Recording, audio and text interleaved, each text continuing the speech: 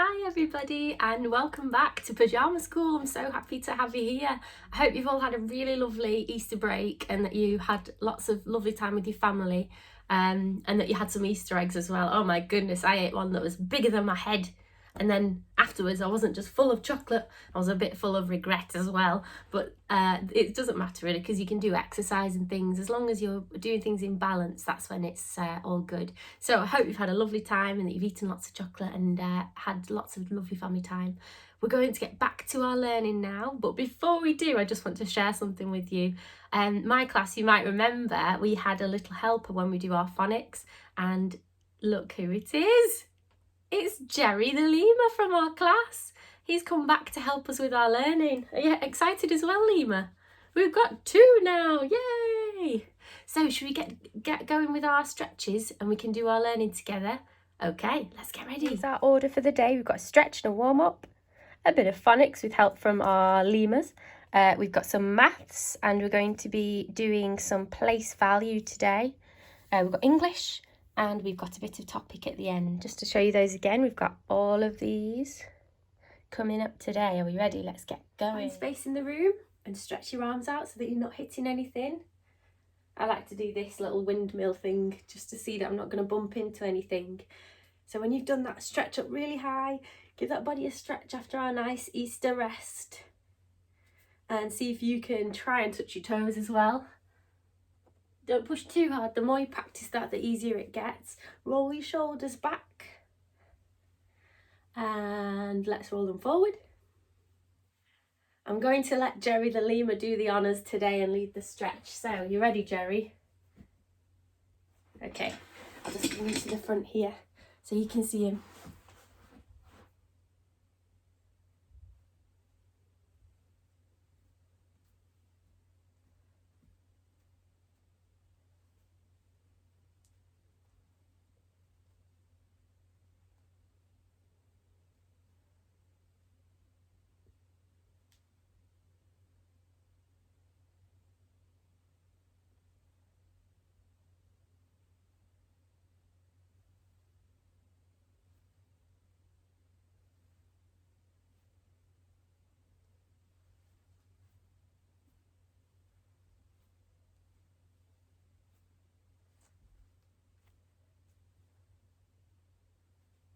So for phonics today, I'm going to have a look at the sounds that we looked at before the holidays. Let's see how much our brains have remembered. So I'm going to show you the sound, and can you try and say it out loud what you think it is, and then I'll tell you.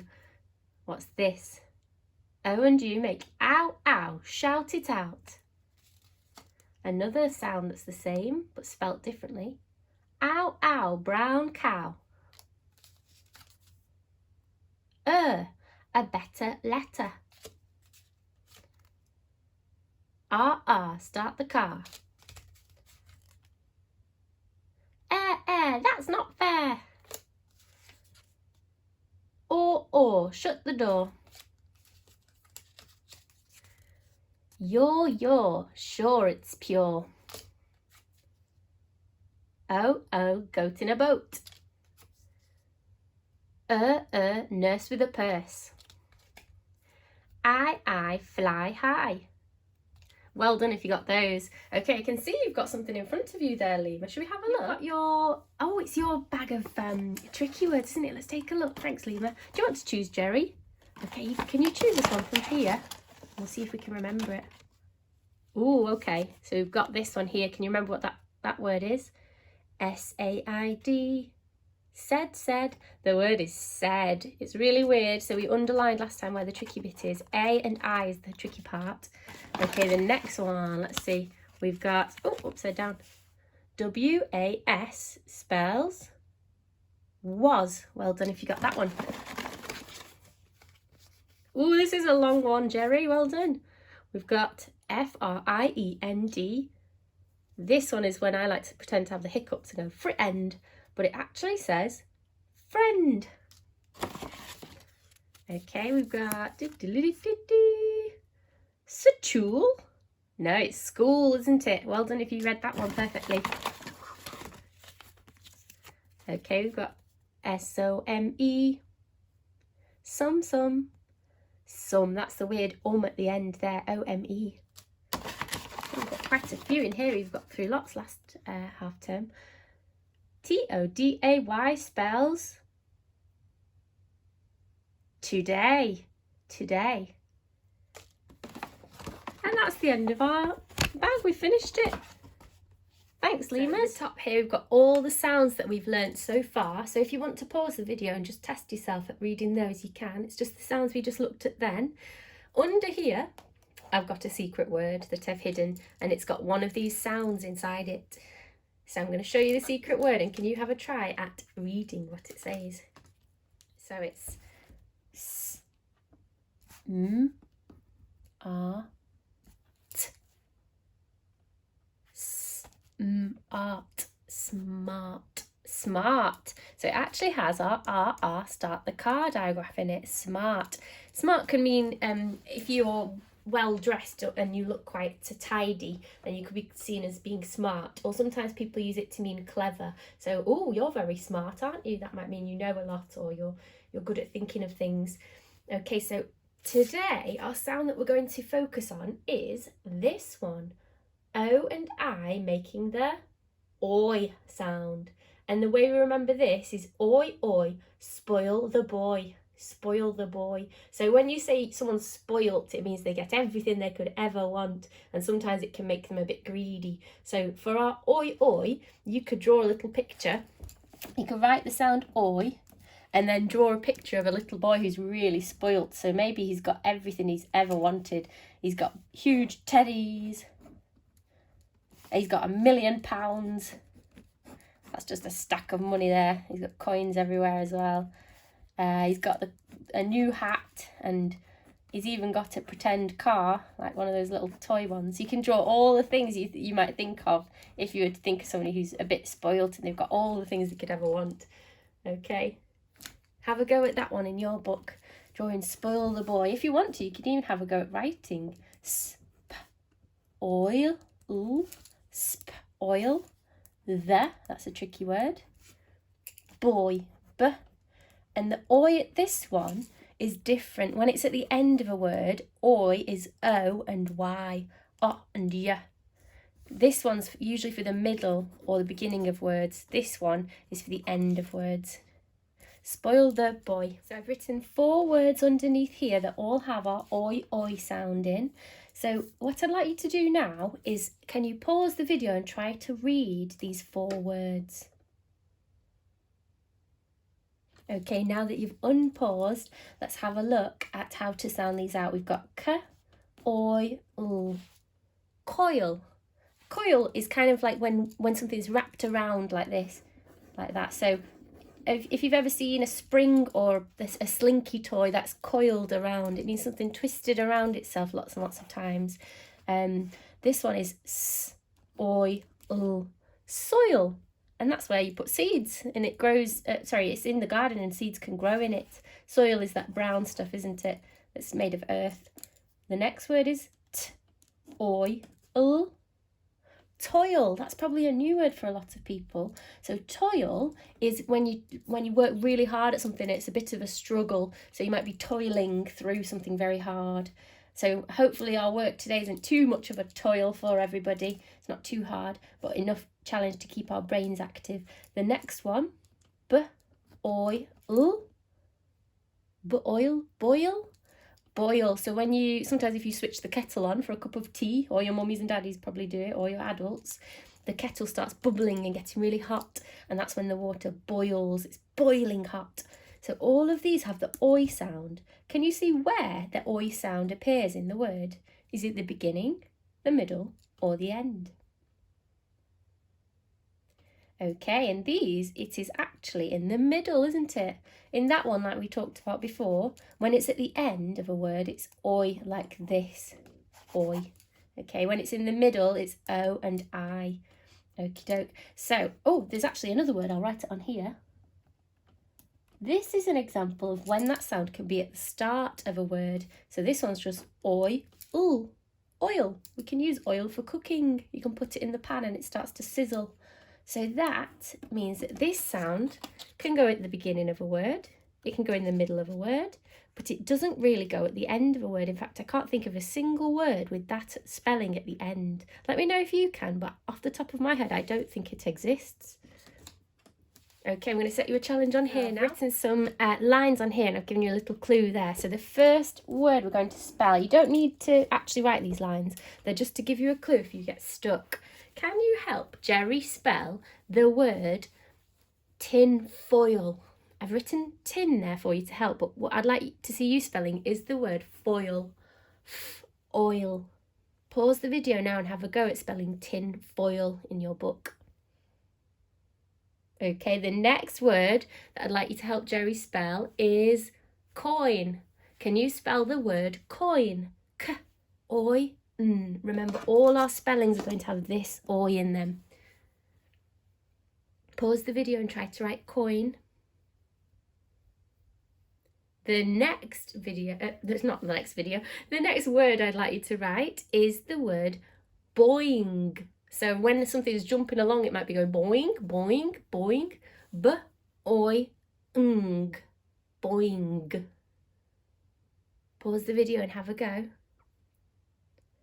And the last very tricky word I'd like you to write is spoiling. So if somebody says, stop doing that, you're spoiling the fun. Spoiling, it means sort of ruining something, doesn't it? So can you try and write the word spoiling? Sp-oy-l-i-ng. Pause the video and have a go. Okay, so it's time to help Jerry spell. I'm going to give Jerry the pen so he can be in charge. And he's going to write the word foil. So well done if you managed to figure out it's F or F. Oops, that's a funny F. O or O. I-L. F-O-I-L spells foil. That's what you use to wrap food in. It's the silver shiny metal thing that we wrap food in to keep it fresh. The next one was coin. C-O-I-N.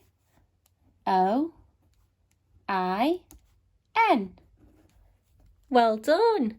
Okay, the next one we had boing, like when someone's bouncing along. Boing, boing, boing, boing. The word is b-oy-ng.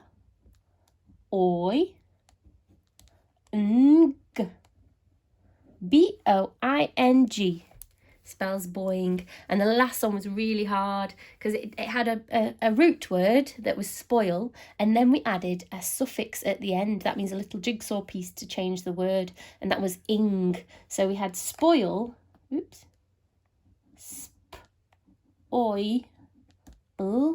spoiling. Well done for trying to use your handwriting there, Jerry. That's fantastic. S-P-O-I-L-I-N-G, spoiling. I'll just hold it up here so you can see a bit better. Well done for that today. For a final challenge, see if you can use any of our oi words in a sentence. So you could write, I dropped the coin and it went boing across the floor. It might be a bouncy coin. Or you can say, that's not a real coin, that's just tinfoil. Something like that. Try to write a sentence, but remember, whenever we write sentences, we need our capital letters, we need full stops, we need finger spaces. Oops, that looks a bit like a foot. And then we need to check it makes sense. So make sure you've got all of those things when you're writing your sentence. And if you forget, just have a look back and then put them in afterwards. Okay, well done, guys. So for maths, this lesson, we're going to be looking at the 100 square and coming up with some patterns that we can see when we count in certain numbers and look for multiples. So you can see here we've got all the numbers. Let's just count them together first. So count with me. You can either use mine, or if you've got one at home printed out, you can use that one. I'll see if I can find one that I can put in the description for you to print out. If you're in my class or Miss H's class, we've sent out one of these with this week's home learning. But if you can't access that, then there's lots of different ones on the internet that are free to print. Or you could even draw your own. It might take you a long time, but you could ask an adult or try to draw your own. That'd be really cool. So, counting with me. 1, 2, 3, 4, 5, 6, 7, 8, 9, 10. oh, 11 should be there, but you know what they've done? They've put it underneath, so we count there now. 11, 12, 13, 14, 15, 16, 17, 18, 19, 20, and back underneath. 21, 22, 23, 24, 25, 26, 27, 28, 29, 30, 31, 32, 33, 34, 35, 36, 37, 38, 39, 40. Whew, that's speedy counting. 41, 42, 43, 44, 45, 46, 47, 48, 49, 50. You were halfway there. 51, 52, 53, 54, 55, 56, 57, 58, 59, 60. 61, 62, 63, 64, 65, 66, 67, 68, 69, 70. 71, 72, 73, 74, 75, 76, 77, 78, 79, 80, 81, 82, 83, 84, 85, 86, 87, 88, 89, 90, 91, 92, nearly there, 93, 94, 95, 96, 97, 98, 99, 100. Well done. What number would come after that? What's one more than 100? 101. Well done. I suppose that would go under here. Did you notice anything when we were counting about the layout of the 100 square? If you remember in my class, we had a look and we learned that all the numbers ending in 1 are in the first column. All the numbers ending in 2 are in the second one. Then the 3s, 4s, 5s, 6s, 7s, 8s, 9s, and you could call this the 10s column, and they all end in 0. Well done if you spotted that pattern. I'm just going to zoom in for this next bit, bring the camera a bit closer, because what I'm going to do is I'm going to start counting in 2s, and I'm going to colour every 2's number. So I'll start the first bit and then I'll do it super speedy quick. So when we count in 2s, we say 2, 4, 6, 8, 10. 2, 4, 6, 8, 10. You're all getting really good at counting like that. Can you see a sort of pattern emerging? Let's see if it carries on. You can do this on your 100 square too. So if you want to try it on yours, pause the video now and see if it looks like mine.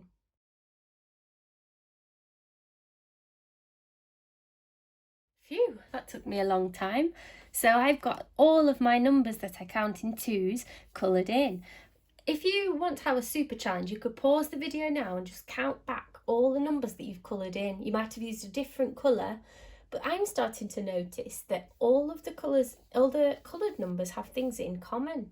And there's a little pattern as well. What pattern can you spot? Can you see that this, so it goes an uncoloured column, then a coloured in column, uncoloured, coloured in, uncoloured, coloured in, uncoloured, coloured in, uncoloured, and then one coloured in. So you can see a sort of pillar pattern. It's going blank colour, blank colour, blank colour, blank colour, like that. And also, if you look carefully at the numbers, all the numbers that are coloured in are actually even numbers. And all the numbers that are not coloured in are odd. Well done. The way I like to remember odd and even is odd, if you draw it as a numicon like that, odd numbers don't have a partner, but when you draw even numbers, they're in pairs like that. So this one's odd as well. 3, 1, 2, 3.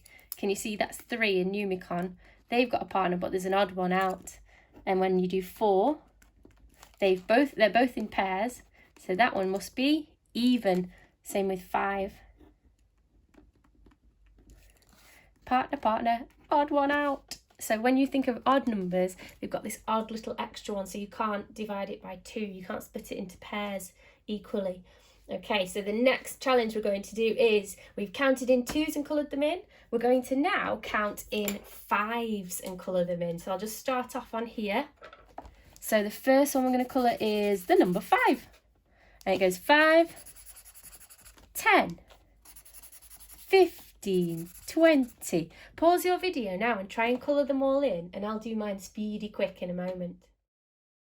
Can you see I've done all of the 5 times tables all the way up to 100. I've counted in 5s. Can you spot a new pattern that's come out? All of these numbers in this column end in the number 5, and that's an odd number, isn't it?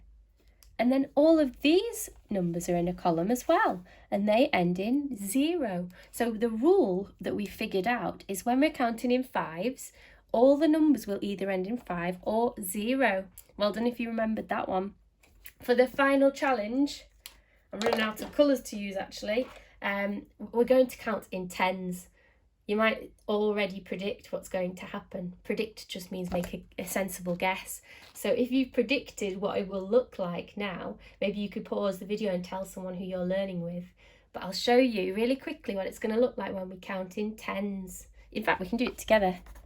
10, 20, 30, 40, 50, 60, 70, 80, 90, 100. So all of these numbers end with 0. Do you remember I called them the tens numbers? So when we count in 10s, we say all of these numbers that end with 0.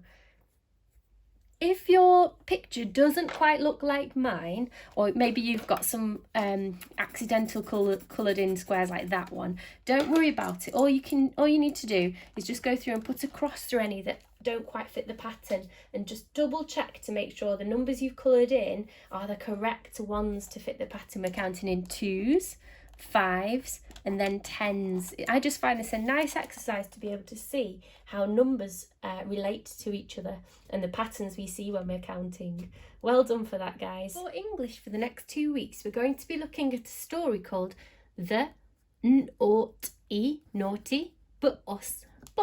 The Naughty Bus. You might have heard of it before. If you are in my class or Miss H's class, Miss H has very kindly recorded a video of herself reading the story to you, which you can access in this week's learning pack that we sent. If you're not able to access that one, I'll put a link in the description below of another teacher reading the story on YouTube, which is really fantastic. So if you want to have a look at that one first, that will really help you with today's activity. So if you haven't yet heard the story of the naughty bus, pause this video now and then click on the link in the description, or watch Miss H's story that she reads beautifully, and then come back to this video to try this last little challenge that we're going to do, okay?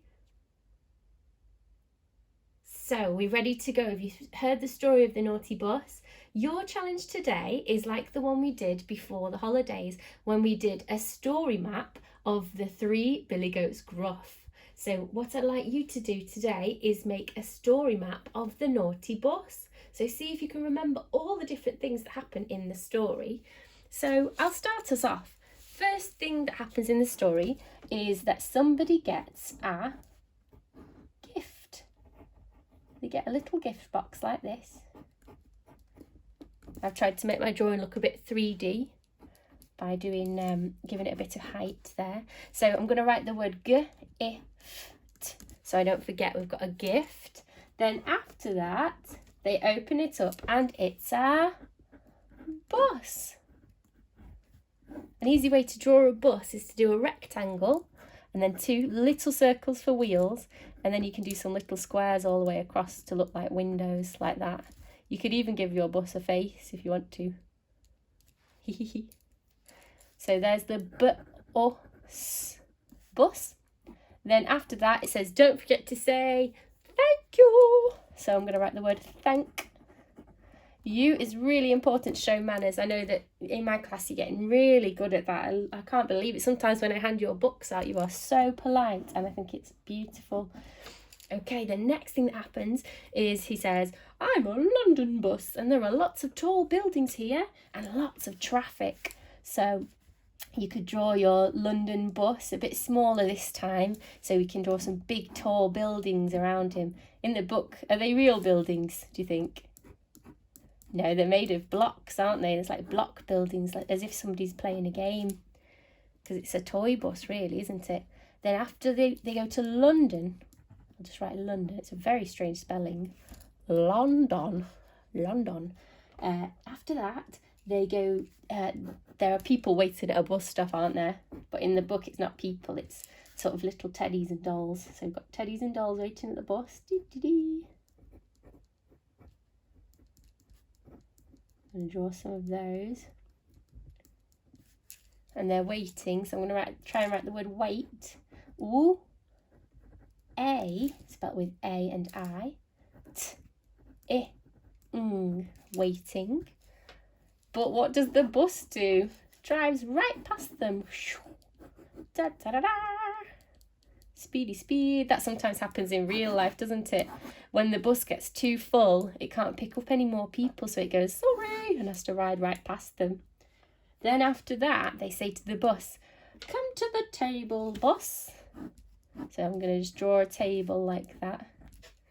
And then that naughty cheeky red bus drives right through their dinner. So eggs go flying everywhere, beans all over the table, toast there, and then here's the bus zooming through.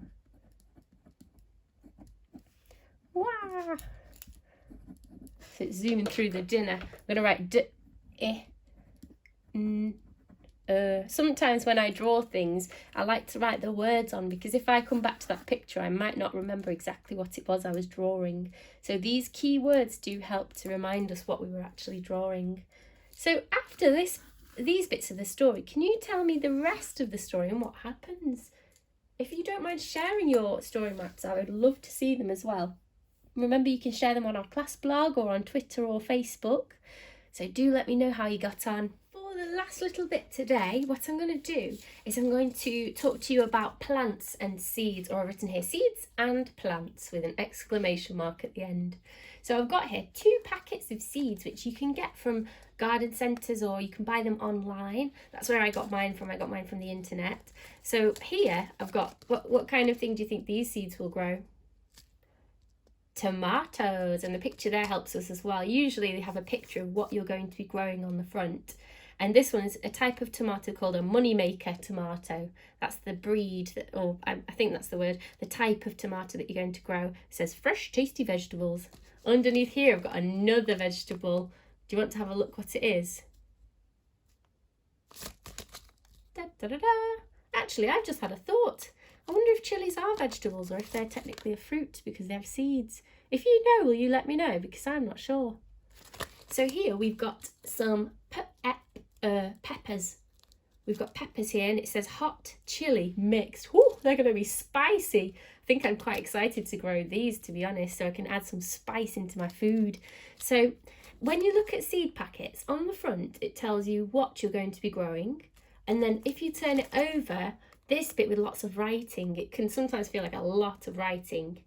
It tells you when to grow them, and this one also tells you the price. So this one's 99p. So from on here it says sow indoors. Sow means when you throw the seeds and you put them to be planted. So that's sow. So you sow it indoors, so not in the garden first. You put it in a plant pot inside between March and April. And it says sow outdoors, NA. That means not applicable, so do not do that. NA means no, you can't do that. So it says row width, not applicable, so you don't need to have a specific way to plant them.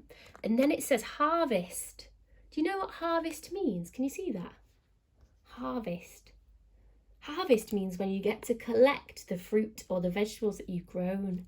So if we're harvesting this, we'll have to wait till June or maybe even October to wait and see if our plants have grown and borne fruit or vegetables if you're growing vegetables. So it says here, a reliable old favourite producing heavy crops of tasty medium-sized tomatoes.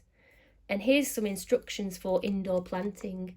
Remember, we did some instructions in my class and we used bossy words or imperative verbs. That's the posh word.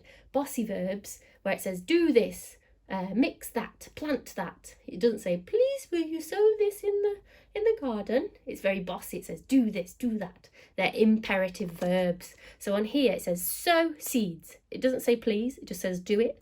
Sow the seeds 1.5 centimetres deep in pots or trays of moist compost.